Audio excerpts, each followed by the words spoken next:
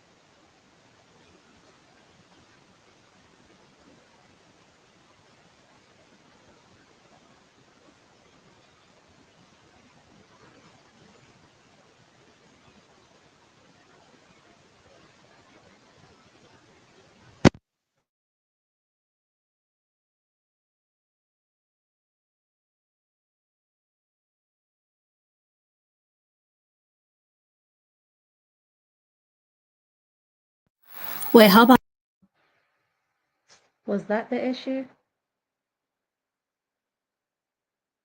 Wait, how about... Was that the issue? Yeah. There is sound now, but now... Yeah. There is sound now. Okay, hold on. Hold on, I've got this. I've got this. I've got this. um, okay, cool. So, How much charge do I have? Do you know what happened?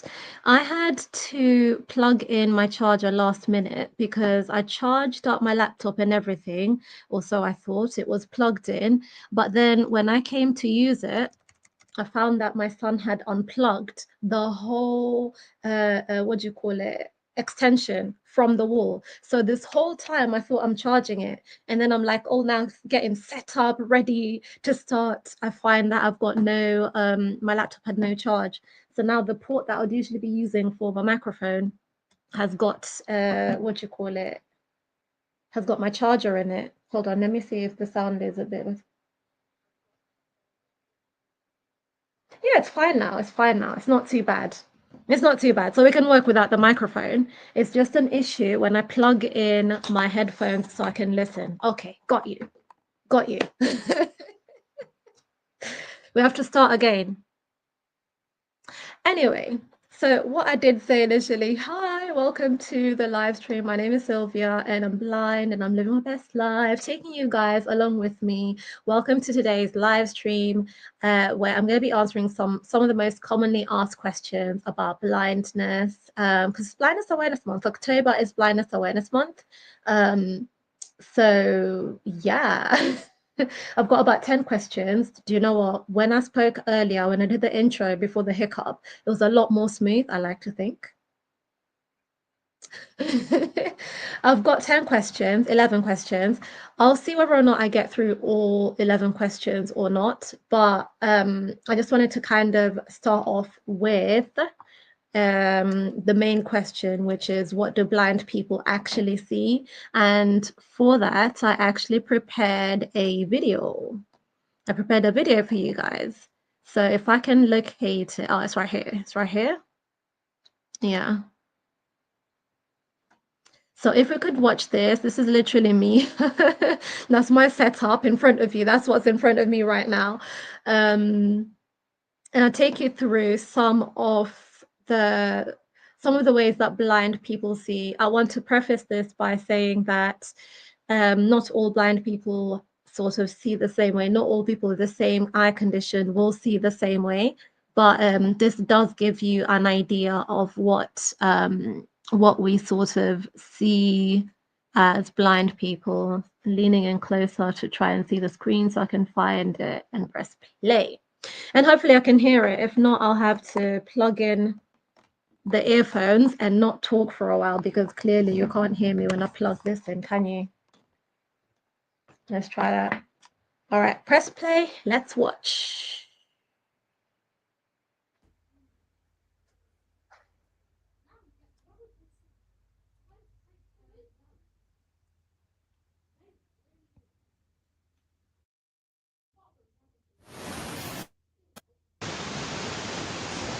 Look through this camera.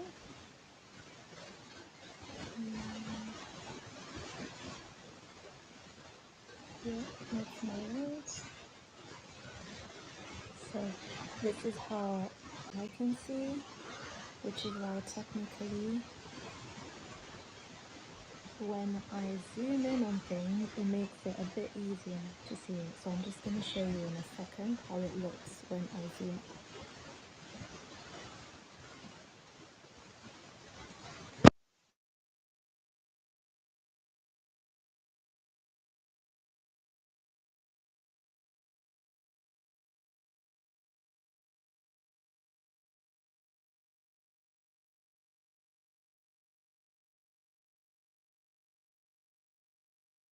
All the way in when I'm looking at something. So this is my home screen, just random YouTube home screen zoomed in.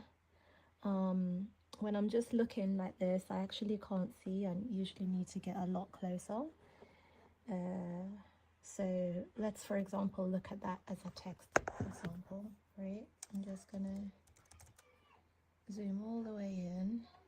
And then now, if you look at it through my lens, that looks fine to you, right? And just for context, it's, you know, zoomed in to fill up the whole screen. Now, this is how I see it. Yeah, that's how I would be seeing it, or how I see it. So this is when it's zoomed in to that extent. So I would zoom in a lot further, and as you can see, if I bring my face closer, this is like my eye. If I bring my face closer, it's like I can see better. Like there's more definition, more clarity the closer I get to whatever I'm looking at. So that's why a lot of the time you will see me leaning in closer to the screen. Now, this is just level 3. There is level 4, which gets a lot more intense. I still work when I'm like this because this has happened and does happen. And when I wake up in the morning, this is what I actually have. I usually can't see.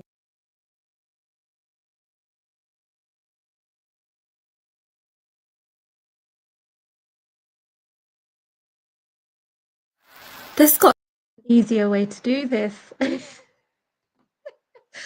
got to be an easier way to do this.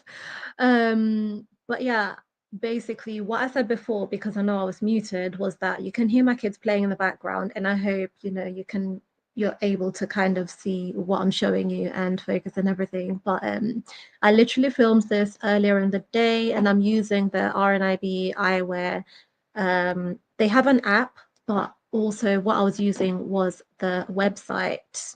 Okay, so I'm just going to find it again and press play. And just, when I say this is how I can see, um, there's a lot more to it. There's a lot more layers to it, but I'll explain afterwards. We'll just press play and anything, it's all completely a blur. And that's just one eye condition. I'm just going to show you. This is not even fully how my eye condition looks like. I usually have an idea. So I'm just going to show you what it looks like when it is a different eye condition. So this is for someone who has, I think, retinitis pigmentosa. If we just click on that, and then you can get to choose the different levels. As you can see, with someone who has retinitis pigmentosa, their eyesight is limited to central vision, a certain amount. It's like looking, it eventually becomes like looking through a straw. So someone who has RP, the part in the middle might be super clear to begin with, but it might also eventually start blurring and become not very useful at all. So that's now RP at level 5. This is 4, 3. So I guess over time it would develop like that. Now let me show you a different icon. Diabetic retinopathy. We'll start with stage 1. I don't know if you can tell if there's any difference. Personally, I can't. My eyesight is too bad for this. That's stage 2, 3. There's a couple distortions there that I can tell. And 4 and 5. Five? 5. So there's this one. I'm not sure what it said. Hemato. I'll have to read it later because I can't see the screen. But some people have the eye condition where they can see just half, through half of their eye. This isn't, if you can see with one eye, this is just half of your eye, and it can be either this way or this way. Okay, the phone's turning. Well, it could be the bottom half or the top half, but the point is you only have like half of the visual field, right? Here's glaucoma, so we're gonna do 1, 2. Glaucoma and my eye condition tend to be in the same group as well. So yeah, my eye condition is quite similar to this, but obviously all eye conditions are different and all the experiences are different. So as you can see from glaucoma there are some areas that are visible and some that aren't. Essentially someone has patches until they have no patches left. Then we have macular degeneration. 1, stage 2, 3, 4, 5. Yeah, so you can see is not clear, and the periphery is also a bit unclear, I think. It seems to have done that to me. The most important thing that I need to know how to do is speak Korean. That's why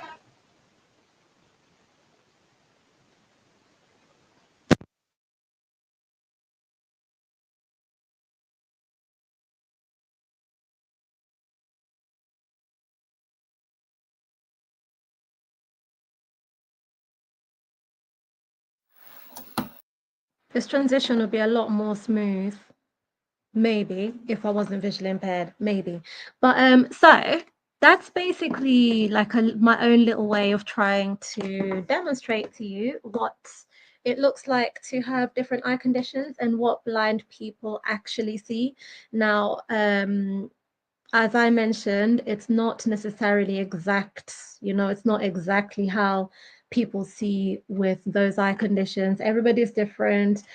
People have a multi-layered sort of situation as well. Like me, for example, and I was telling you, this is similar to how I see and so on and so forth. It's not exactly that. There's a lot more layers to it. So, for example, what I showed you, then there's always like all these like static sort of things and floaters, and literally it depends on the day. And I don't know, like it's a lot could be happening at the same time. So, even people with the same eye condition, I have uveitis. If somebody else had uveitis, they would not be seeing the same way that I do, or they would not be functioning the same way that I do. So, it literally just depends on the person. I have the urge to just double check that I'm even audible right now because I'm so Let me just double check.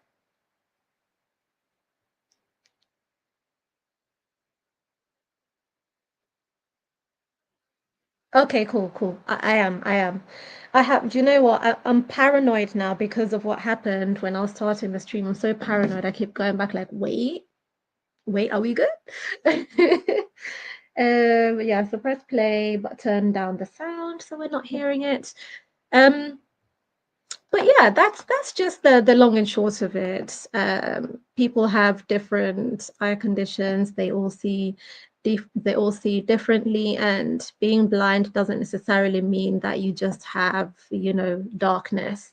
There's a lot more layers to it than just, it's not that simple, basically. So I want to move on to the next question. Where did I put that phone with the questions? Here it is. On to the next question. So the next question is, um can blind people dream? And if so, do you see images in your dreams? I have seen a lot of blind people say, people who are born blind, rather, they would say that they do have dreams. Of course, they have dreams, but their dreams would not be images, it would be sounds. That's just how they would dream. Um, and also, there's people like me who had a period of time when I could see pretty well. So I've got all these images collected in my head of how things are supposed to look. I know how a tree's supposed to look, even though I can't exactly look at a tree now. And I don't know how to explain, but you've seen how I see, right? Like the way that I see is color combinations more than anything. So I know if there's a brown and a green up there and so on and so forth, it's a tree. um, so for me, what I've noticed is when I'm dreaming, I don't actually dream like as if with my current eyesight. I don't dream as if my eyesight is any sort of limitation to how I move around and what I do. Um, Case in point, there was a day, I don't know what I was dreaming about, but I remember speaking to somebody who was a good maybe 100 or so meters away, and literally looking at them and recognizing them. And obviously, I can't do that. So, can't do that in real life. I can't even recognize somebody right in front of a face in real life. So, um, yeah, like in for me in my dreams, I can, yeah, I can see. I guess you can say I can see. I don't remember necessarily. Like, I think I just don't think about it. Let's put it that way. I don't think about it. So, however my dream pans out, whether or not I can see is not a factor. So I'll go and drive a car if I need to drive a car. Like, I mean, I think we all have crazy dreams, right? Like you'll dream that you're in space, and can you really be up in space without a spacesuit? No, no. So for me, I do everything, any and everything. It's fine. So yeah, I have definitely have images. I have the whole shebang. I don't know if it's like maybe it's not updated, if that makes sense. If trees look different nowadays, I don't know. houses. Listen, I don't know, but yeah, my dreams do have images, full HD, 4K, 8K images. Let's see, what's the third question? Question 3. How do you use your phone or computer without sight? So I have a little bit of eyesight. So the way that I use, should I show you on this one?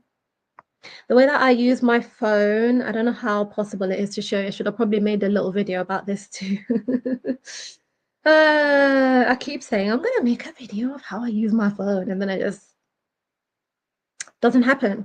But yeah, so if I turn up the sound, um, then I'll be able to type something. I'll just open up an email. I'm trying to think how I'm going to do this. We're going to do an email. We're going to do an email. Well, thing number one actually is that, let me just double check my personalization. Thing number one is that my phone is on dark mode. Number two, my font is really, really, really enlarged, which can be quite annoying for some people, including me. Because some of it doesn't always fit into the frame, so some of the labels fall out of frame. Like I have to guess, like if it says sent messages, this sort of thing, but it's on the second largest, if that makes sense, and then after that it's the largest, so second before the largest, and that's what I found to be comfortable. I also have this thing on my phone. I'm sorry, please don't pay attention to my nails. My nails are terrible right now. For anyone who can't actually see, my nails are so bad. They're chipped. Not the nails, the nail polish itself is chipped. It's, yeah, no bueno. So let's act like that's not happening. But yeah, so I have this compass thingy. I don't know if it's visible, but if when I use that, I can, this is how I actually, so once its font is enlarged, next I use this to zoom in to read what's on the screen, like that. Yeah.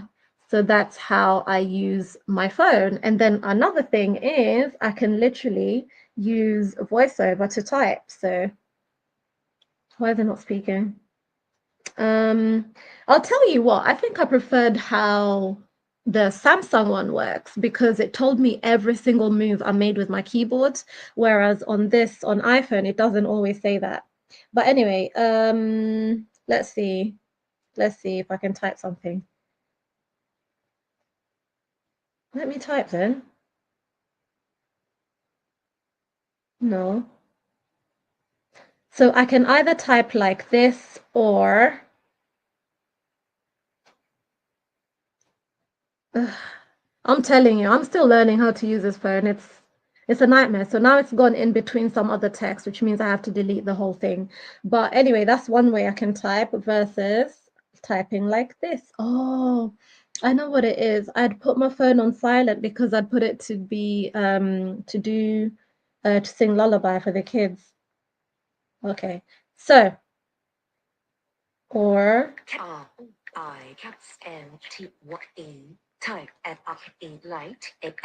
I hope you could hear that, but you know, I typed every single letter that I type, it reads back to me. And that's essentially how the computer works, tablet, phone, everything. It works like that for me. So everything I have is going to be on dark mode. It's going to be font enlarged. I think if you saw the video just now and I was showing you how the thingy works, the what do you call it, how my eyesight works, you will see that I have a huge pointer. The mouse is a huge pointer, and it's the color contrast as well, so that it's easier to find. It's easier for me to find my place on the screen, and so on and so forth. On to the next question. I think that's everything. Yeah, like that's dark mode, large font, magnify, screen reading, and keyboard feedback. Yeah. Okay. Number 4. Can blind people recognize faces or colors? One thing I didn't show you is people who are colorblind, because that's one of the eye conditions people could have. So I guess apart from people who are colorblind, from the many types of being colorblind, I guess there are ways to identify colors. But I can't recognize faces unless it's like, super close. I can zoom in. I don't know, like I can't recognize people from a distance or whatnot. So what I do is I mark people's voices if they're a new person to me and what they're wearing, their color combination. So I'll know, okay, so I met Kate. Kate is wearing green and blue. Okay. Sometimes the colors are even off. Actually, I don't really know. The colors are not too clear to me. Like sometimes I think something is one color when it's really another. Yeah. But yeah, no, so face recognizing faces, not so much. Recognizing colors. Um, yeah, also it depends. It depends on the eye condition. The real full answer is that it depends on the eye condition because someone might have RP or maybe something like Stargardt's, like something that limits your central vision but gives you peripheral, and they might be able to look around the side and it's clear and they'll see a person and they'll recognize them. So whereas if you have an eye condition where things are really blurry or unclear or blocked for whatever reason, then it might be a bit different. But I think it's safe to say that most of us have issues identifying people because yeah. Question 5, how do blind people know what they're wearing or if something matches? So there's an app called Be My Eyes, and it actually, I take a picture of a lot of things and I ask it to describe to me. So I'll give you an example actually. I'll use Be My Eyes and just take a picture of what's in front of me now, which is the computer, or I'll aim for the keyboard. Let me just show you an example. Okay.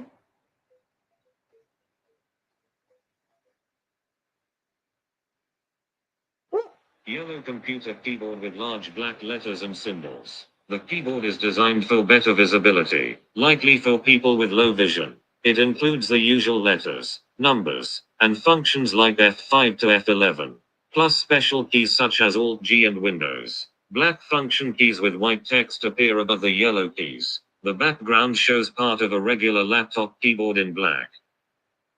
So as you heard there, it literally described everything that I took a picture of that's in front of me. So Be My Eyes, there's I think Ira, there's loads of apps basically that are good for this kind of thing. And yeah, like we use them. We use them.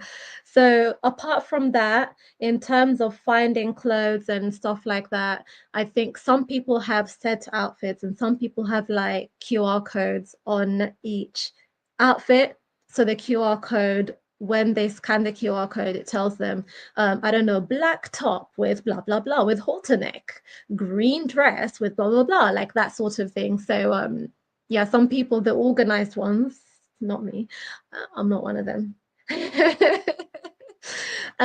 Have, or maybe some people sometimes they have help organizing it, okay. But yeah, so some people have the tags with the QR codes and all of that, and honestly sometimes we just wing it. I personally, I just wing it half the time, unless it's something that I really really care about. So then I would get help from a family member or family members and just ask everybody's. It's like how, if you're looking for an outfit, I look at it this way. If you're deciding on what to wear for something and you just go and ask your friends, like, hey, what do you think? What do you think? What do you think? It's literally that. I think about it that way so that it doesn't feel like, oh my gosh, help me find clothes because I can't find any, you know? I think a bit more like that. But yeah, how do you travel or get around safely? So it depends on what level of travel you're talking about, and again, everyone is very different. For me personally, the way I get around safely is I've had mobility and orientation training, so I know how to move around and stuff. I've got a white cane. White canes, actually, I have several white canes. So Yeah, that's it. Like I just use my white cane. There's apps like the one I just showed you, there's Be My Eyes. And you can just call up somebody and ask them, explain to me my surroundings. Can you help me find the I don't know, can you help me find platform 10? What's on this notice board? That sort of thing. So there's apps like that that would really help. And then people have those meta glasses. Those meta glasses, AI is actually super helpful as much as it's getting so much flack.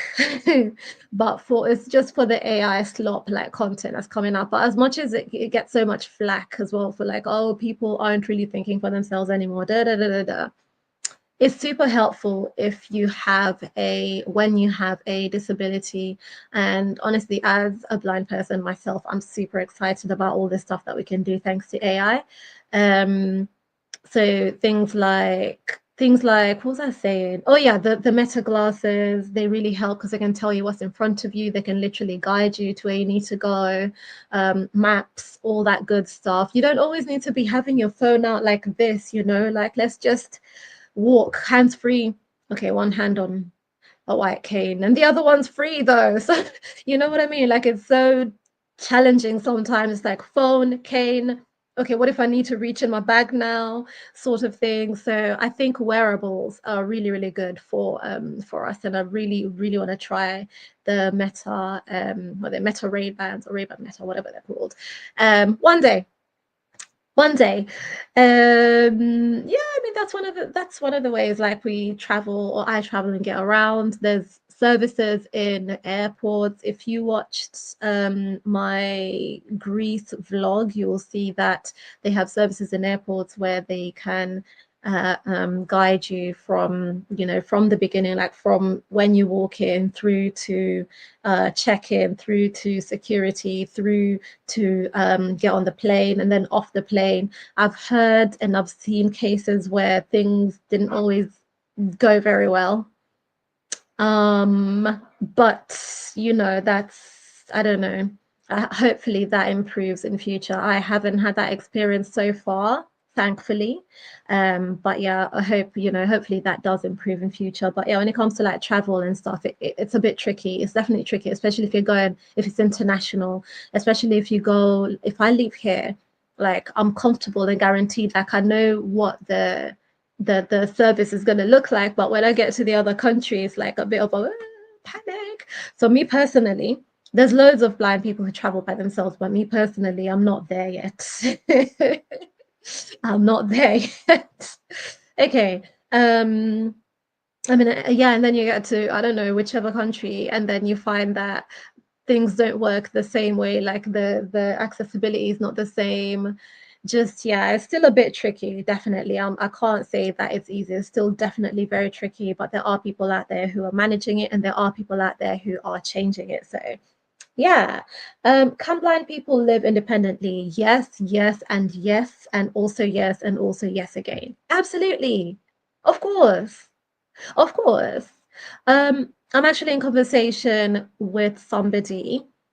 Um, I'm not gonna say too much, but on Live Out Loud, I have a guest. There's an amazing, amazing guest, and they are doing something incredible. Yeah, they're gonna travel independently. They're going somewhere else. Like you'll see.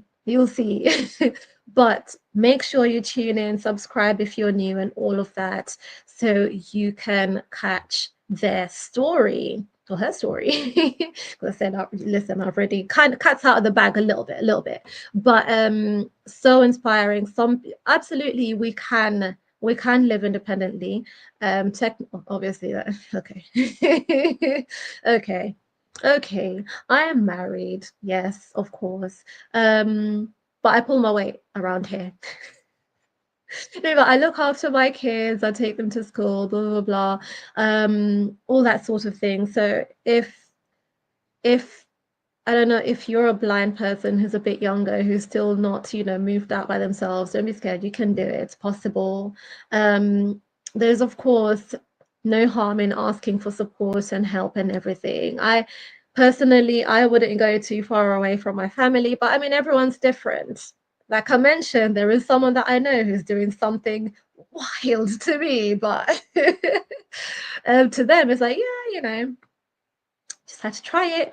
But yeah, blind people can absolutely live independently. There are so many, even in the kitchen, there's so many accessible devices, appliances, whatever. Yeah, yeah, yeah. Okay. I don't want to dwell on the questions for too long. Okay. What's the most annoying misconception people have about blindness? Um, I think the most annoying misconception people have about blindness is that we can't do stuff even when we say we can. So if I say, "Hey, listen, I'm gonna get on that bike over there, and then I'm gonna ride it to the end of the street and back," and a person starts arguing with me, "But wait, but safety, but this, but that," it's like, am I a child? It's fine, and it's not every day play it safe. Listen, do people who are fully sighted always play it safe? I'll wait. So why is it now because we're blind, now we have to be cotton wool, mollycoddled all the time, like we can't take a risk every now and then? It's good for you. Take a risk every now and then. It's good for your brain. Wake up your brain a little bit.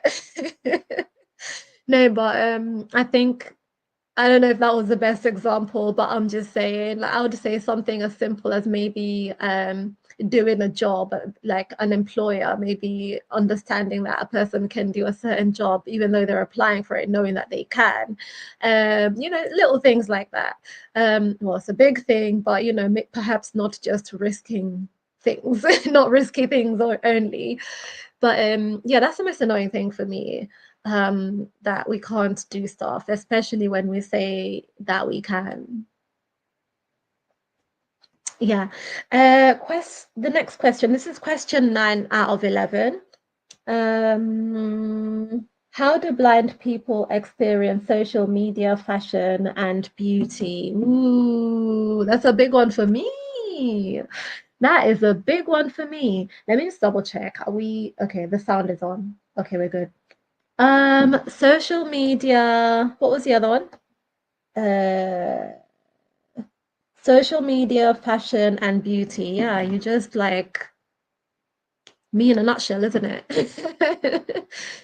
Social media is really tricky, I'll be honest, because not everybody makes their content accessible, and I think it's partially just not knowing how to do it. I think that's what it is. People just maybe don't know. Most people really don't know. And another thing is, I think people don't think that we are out there in their audience. They don't think that there's us blind people enjoying whatever it is, whatever cooking videos they might have, how-to videos that they might have, I don't know, adventure videos that they might have, whatever it is that people do, videos, pictures, whatever it is, right? I think they don't remember to consider that there are those of us who are blind who are in the audience and we're enjoying it too. I don't know if I have time to like find it, but one of the best examples I can give you, and she was literally, I used to do this thing, and I'm going to try and bring it back because I was trying to do something about it, like to raise more awareness of, making social media more accessible. But I used to do this thing called Social Media Accessibility Creator Spotlight, and for me, it was my way of honoring creators and highlighting and spotlighting creators who make accessible content. And I'd say particularly non-disabled creators who are making accessible content. But believe it or not, even disabled creators don't always make their content accessible. Yeah. Yeah. So it was my way of like making sure that people actually know what it is that they need to do. People actually know that they could be doing this. There is this one group of people that you're not fully reaching that you could tap into. And the first person that I honored for that one was a creator called Joy Ofodu.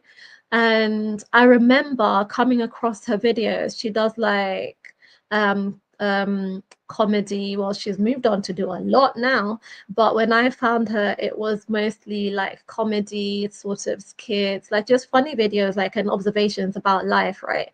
And what I found so refreshing is that she just had the description right there, just right there. And literally, as much as I watch videos and I'm still like all trying to get involved and everything, there's a lot that I missed out on. Because again, I refer you to the beginning of the video and I was showing you guys what a screen looks like to me.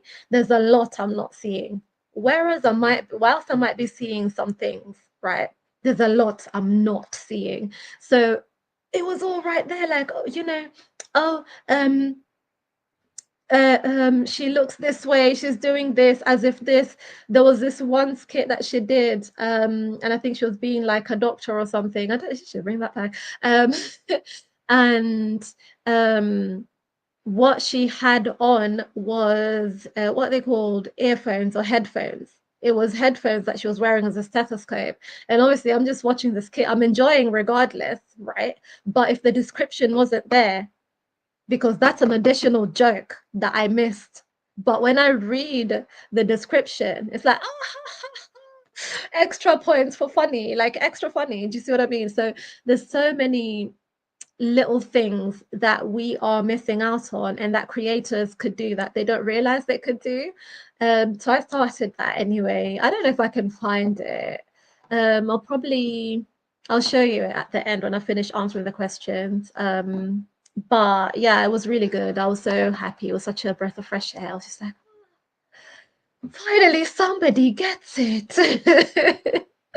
But yeah, okay. So social media, was it beauty and fashion? Yeah, all of them, honestly, all of them are a struggle. All of them are a struggle, but we're here and we find our own ways to experience and enjoy it. For social media, it's definitely tricky, but the way that, if in case you're curious, is the way that it can be even more enjoyable for us blind people is to include audio, like a description of what's on the screen, includes yeah, just a description, essentially. That's it. That's all we need, really. Maybe try and make it a bit more color contrasty, but honestly, you don't need to alter your content too much. Just include a description. And if you can, maybe weave it in. If you do like cinematic content, like weave it into the narrative as well, you know. I can't remember who it was. I wish I had an example, but they did it in such a fun way. Like I really enjoyed watching whatever it is they were, the video, whatever the story was. For other people, for other disabilities, just to be inclusive altogether, have closed captions on, and that's really helpful. And let's see what else. I think that's it. Those are the two main things that I do: closed captions and a description, which I didn't do. I'm bad. I'm guilty too sometimes. I'm also guilty sometimes. I should have done an audio description of myself before I started the stream. But listen, I was having issues. I was having issues and I was panicking, like, oh my God, why is there no sound?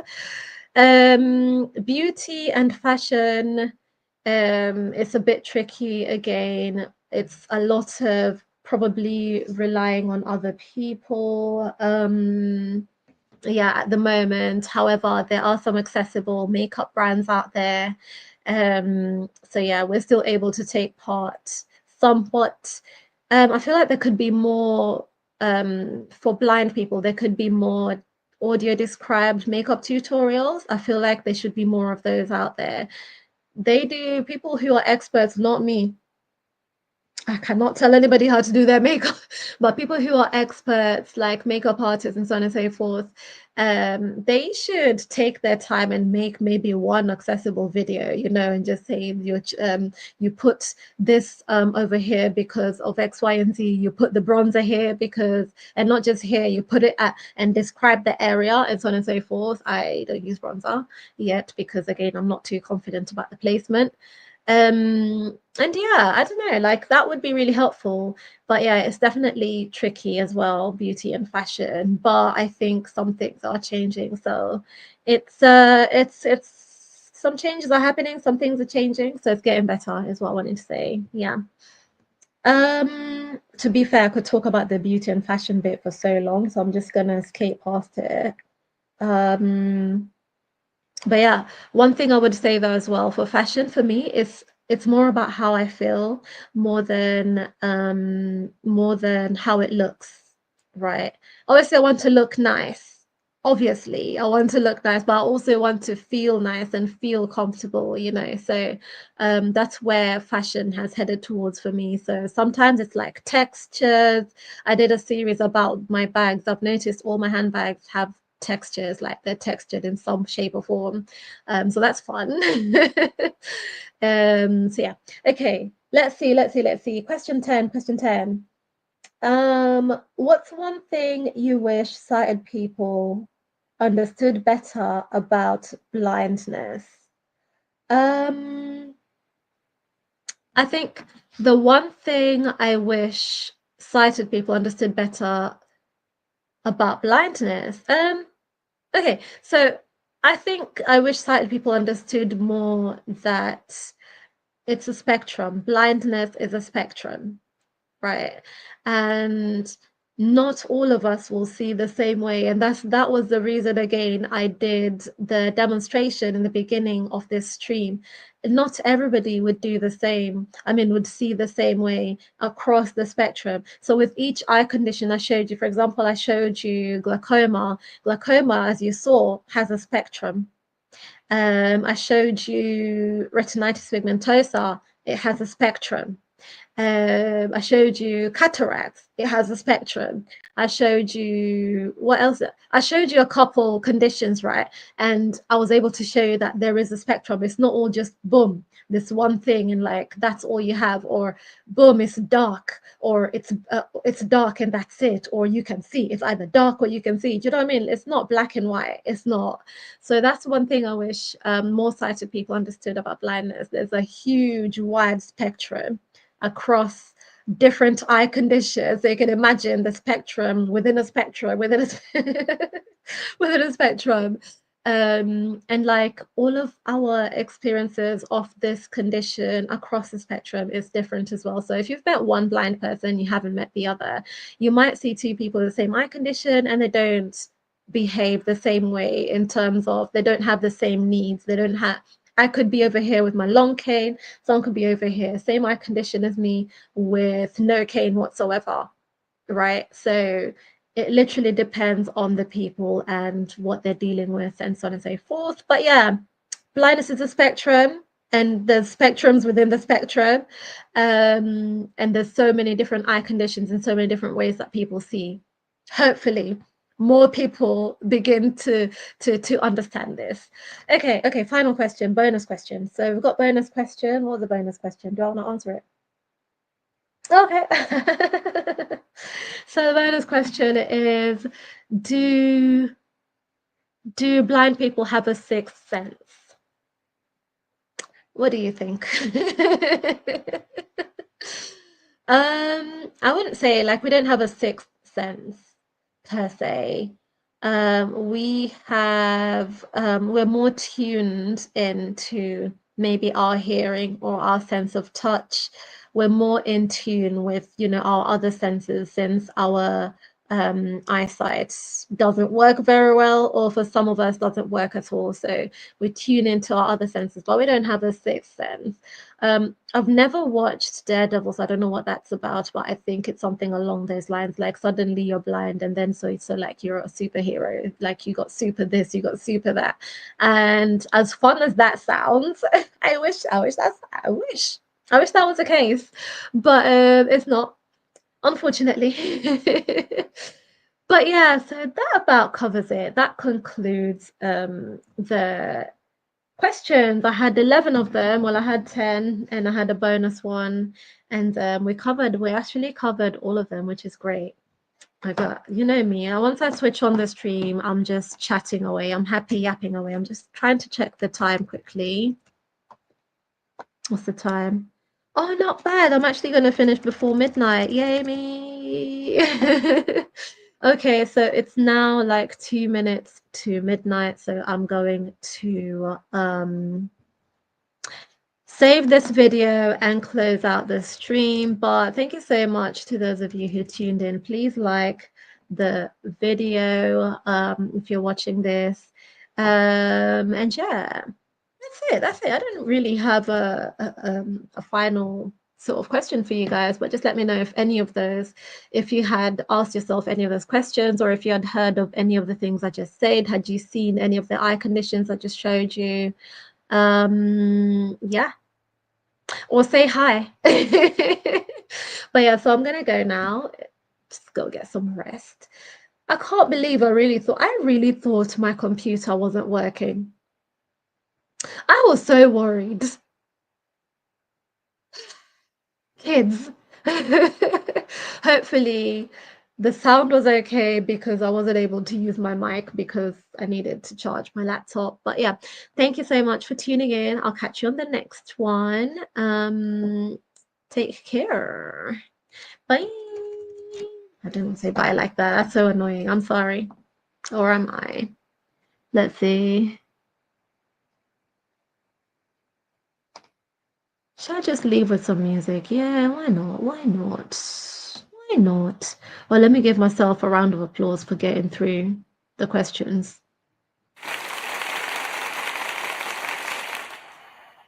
Thank you. Thank you very much. I wonder what we can do with these sounds. I'll figure out what we can do with these sounds. We'll do something fun next time. But anyway, take care, you guys. Subscribe, like, comment, share, all the good stuff. And yeah, catch you on the next one. On Sunday, there's a really fun video coming up, so stay tuned. Okay, bye.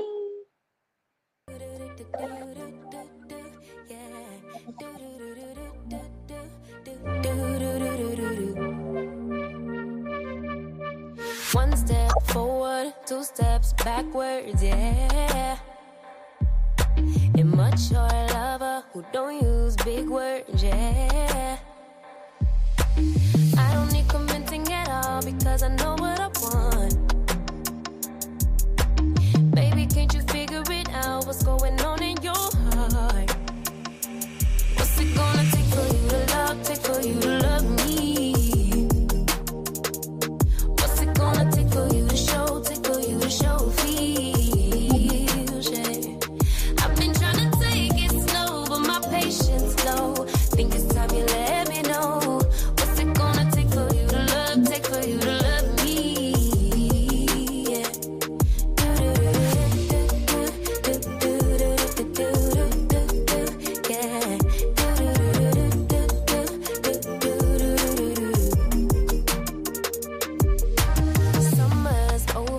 Getting nowhere, yeah. If winter blows here, baby, I fear we gon' disappear.